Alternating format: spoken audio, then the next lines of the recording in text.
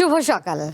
BRB cables নিবেদিত ভোটের সংবাদে সবাইকে স্বাগত জানাচ্ছি। আমরা দুজন, আমি দোলা ডলরেস এবং আমি রুবাত হাসান। ত্রয়োদশ জাতীয় সংসদ নির্বাচন ও গণভোটের বেসরকারি ফল প্রকাশ করা হচ্ছে। এখন পর্যন্ত দীপ্ত টিভির কাছে 251 আসনের বেসরকারি ফল এসেছে। এর মধ্যে বিএনপি জয়ী হয়েছে 182টি আসনে, 58টি আসনে জয়ী হয়েছে জামায়াতের প্রার্থীরা। এছাড়া অন্যান্য ও স্বতন্ত্র প্রার্থীরা পেয়েছে 10টি আসন, আর ইসলামী আন্দোলন বাংলাদেশ পেয়েছে 1টি আসন। এর আগে বিচ্ছিন্ন কয়েকটি ঘটনা ছাড়া শান্তিপূর্ণভাবে ভোট গ্রহণ অনুষ্ঠিত হয়। নির্বাচন চলাকালে পৃথক ঘটনায় অসুস্থ হয়ে 6 জনের মৃত্যুর তথ্য পাওয়া গেছে। নির্বাচনে রাজনৈতিক দলগুলোর দিক থেকে কিছু অভিযোগ করা হয়েছে। গতকাল সকাল 7:30টায় দেশের 299টি সংসদীয় আসনে একযোগে ভোট গ্রহণ শুরু হয়। বিকেল 4:30টা পর্যন্ত বিরতিহীনভাবে চলে ভোট গ্রহণ। এরপর বিকাল থেকেই শুরু হয় ভোট গণনা।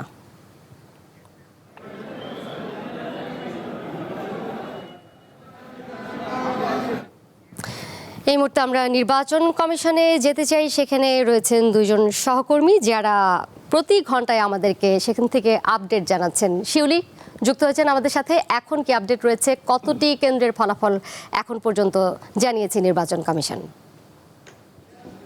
শুভ সকাল দোলা।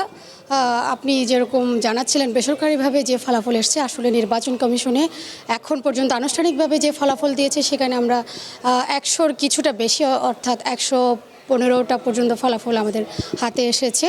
এবং এই সব ফলাফলের মধ্যে আমি যদি আপনাকে একটু স্পষ্ট করে উল্লেখ করতে চাই যে ঢাকার যে 20টি আসন রয়েছে সংসদীয় আসন, সেই 20টি আসনের মধ্যে এখনও নির্বাচন কমিশন 11টা আসনের ফলাফল ঘোষণা করেছেন আনুষ্ঠানিকভাবে। এবং সেই 11টা আসনের মধ্যে আমরা দেখতে পেয়েছি জামায়াত সমর্থিত যেসব প্রার্থী আছে তারা 2টি আসন পেয়েছেন এবং বাকি 9টি আসন বিএনপি জয়লাভ করেছেন সেই আসনগুলোতে। এবং আপনি জানেন এর মধ্যে ঢাকা 8 আসন নিয়ে বেশ তর্কযুদ্ধ বা বিভিন্ন নির্বাচন অনিয়ম, কারচুপি, বিভিন্ন অভিযোগ এসেছে। এবং আপনাকে আরেকটা তথ্য জানিয়ে রাখি, যেহেতু জাতীয় নির্বাচনের পাশাপাশি গণভোটের বিষয়টিও এই নির্বাচনে একটি উল্লেখযোগ্য বিষয়। এবং এখন পর্যন্ত 100টি সংসদীয় আসনে গণভোটের ফলাফলের মধ্যে নির্বাচন কমিশন যেটা দেখিয়েছে, অন্তত 67% সংসদীয় আসনে গণভোট জয়লাভ করেছে।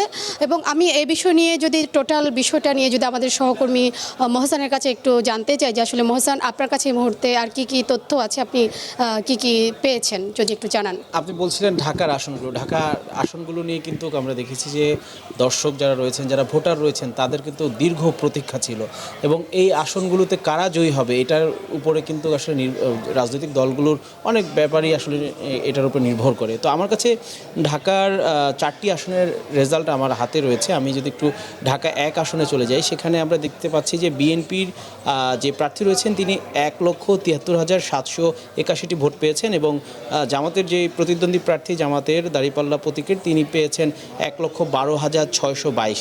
এবং পরবর্তীতে ঢাকা 2 আসনে যদি আমরা যাই, বিএনপির প্রার্থী পেয়েছেন 1,63,793 ভোট। এবং প্রতিদ্বন্দ্বী প্রার্থী জামাতের তিনি পেয়েছেন 80,053 ভোট। ঢাকা 20 আসনেও এখানেও আসলে আমরা দেখছি যে বিএনপি জয়লাভ করেছে। সেখানে বিএনপি পেয়েছে 1,62,504 ভোট। এবং জামায়াত জোটের শাপলা প্রতীকে সেখানে নির্বাচন করেছে জামাত। শাপলা প্রতীকের যে প্রার্থী ছিলেন তিনি পেয়েছেন 57,768 ভোট। এবং ঢাকা 18 ফলও আমার হাতে রয়েছে। বিএনপির প্রার্থী সেখানে জয়লাভ করেছে এবং ভোট পেয়েছে 1,44,775। এবং এনসিপি শাপলা প্রতীকের ভোট পেয়েছে 1,11,297।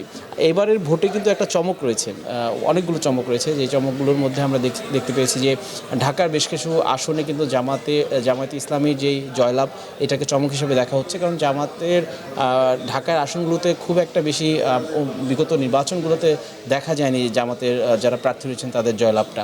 এবং আমরা যদি আরেকটা আসনের দিকে তাকাই, সেটা হচ্ছে ঢাকা 8 আসন।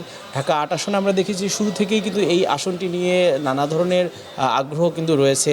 নাসিরউদ্দিন পাটোয়ারি এবং মির্জা আব্বাস, তাদের দুজন শুরু থেকেই নির্বাচনের তফসিল ঘোষণার পর থেকেই তারা কিন্তু আলোচনা রয়েছে। এবং নানা বক্তব্য দুজনেরকে নিয়ে যে বক্তব্য দিতেন সেটার কারণে তারা কিন্তু আলোচনায় ছিলেন।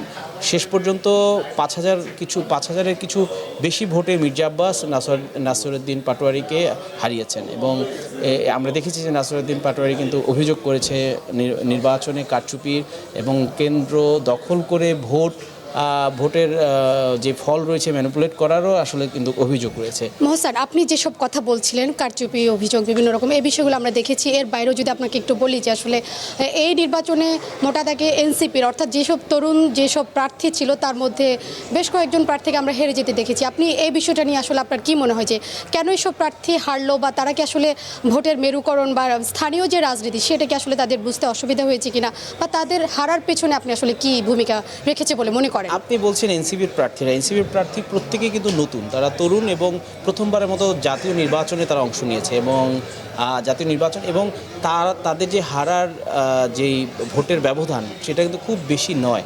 আমরা বেশ কিছু আসনে দেখেছি যে ভোটের ব্যবধান খুব বেশি নয়।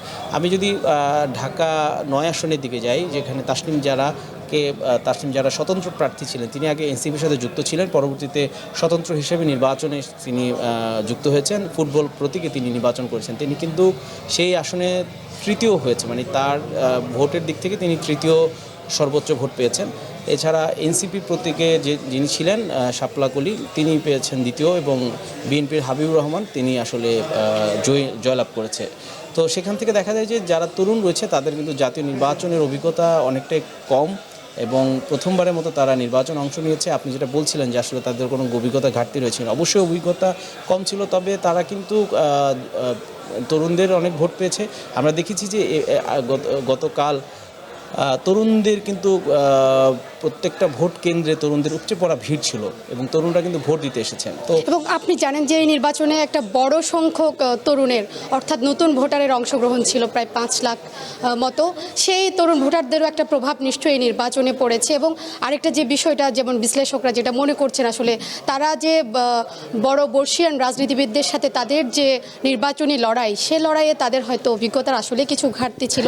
সেসব বিষয় তো এই ভোটে নিশ্চয়ই একটা প্রভাব ফেলেছে। তবে আরেকটা বিষয় মহসান আপনাকে শেয়ার করতে চাই যে এখন ভোট গ্রহণের ইতোমধ্যে প্রায় 13.5 ঘন্টা পার হয়ে গেছে, যেহেতু 6টা বেজে গেছে। তো আমরা দেখতে পেয়েছি এই 13.5 ঘন্টার মধ্যেও নির্বাচন কমিশন যে তাদের যে ভোট পড়ার হার, সেই শতাংশটি কিন্তু এখনও পর্যন্ত আমাদের হাতে আসেনি।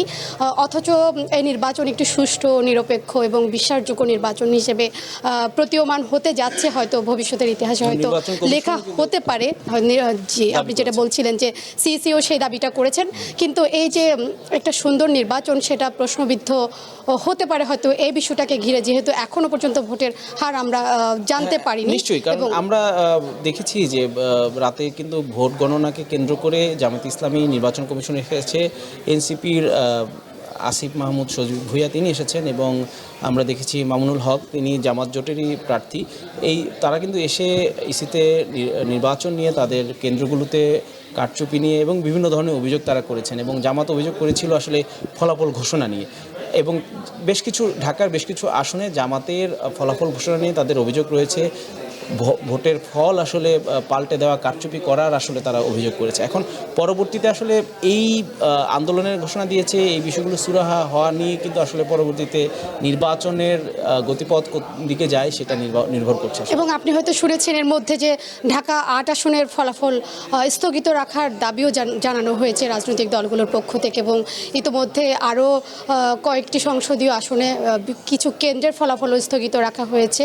সব মিলে আসলে এই নির্বাচন বেশ সুন্দর এবং অংশগ্রহণমূলক এবং বিশ্বাসযোগ্য একটু নির্বাচন হলেও কিছু কিছু ক্ষেত্রে কিছু বিচ্যুতি আমরা আসলে দেখতে পাচ্ছি। এবং যেহেতু এই নির্বাচনে তরুণদের অংশগ্রহণ ছিল রাজনীতিতে, ভোটের মাঠে, তো সেই বিষয়টা আসলে একটা প্রভাব ফেলেছে। এবং আপনার সার্বিকভাবে কি মনে হয় যে আসলে সুষ্ঠু নির্বাচন কমিশনের পক্ষ থেকে কতটা গ্রহণ করা সম্ভব হয়েছে? এটার জন্য আসলে আরেকটু অপেক্ষা করতে হবে। ফলাফলগুলো আসার পর, যেহেতু ভোট গ্রহণের আমরা দেখেছি বড় দাগে আসলে কেউ কিন্তু ভোট গ্রহণ নিয়ে বড় দাগে কোনো অভিযোগ আসেনি। ফল নিয়ে অভিযোগ রয়েছে, সেই অভিযোগটা আগামীকাল হয়তো বা আজকে আরও 3-4 ঘন্টার মধ্যে হয়তো পুরোপুরি ফলগুলো ঘোষণা করা হবে। ফল ঘোষণার পর নির্বাচন নিয়ে রাজনৈতিক দলগুলোর মত কি, এর উপরে আসলে পরবর্তী গতিপথ। শিউলি এবং মহসান, আপনাদের দুজনকে অনেক ধন্যবাদ। আমরা পরবর্তী সংবাদে নিশ্চয়ই আপনাদের কাছ থেকে আরও আপডেট জানতে ফিরে আসব। রুবায়েত, যেটি আমাদের দুই সহকর্মী জানাচ্ছিলেন, তারা দীর্ঘ সময় ধরে নির্বাচন কমিশনে রয়েছেন, সেখান থেকে তথ্য সংগ্রহ করছেন, কিছু পর্যবেক্ষণের কথা জানিয়েছেন, কিছু চমকের বিষয়ে তারা বলছিলেন। নিশ্চয়ই আপনি তো খোঁজ খবর রাখছেন, কিছু যুক্ত আমরা করবেন কিন্তু কিনা? টানা সম্প্রচারে রয়েছি। দোলা, আপনি শুভ সকাল দিয়ে শুরু করলেন, কিন্তু রাতভর আমরা প্রতি ঘন্টায় খবর জানিয়েছি।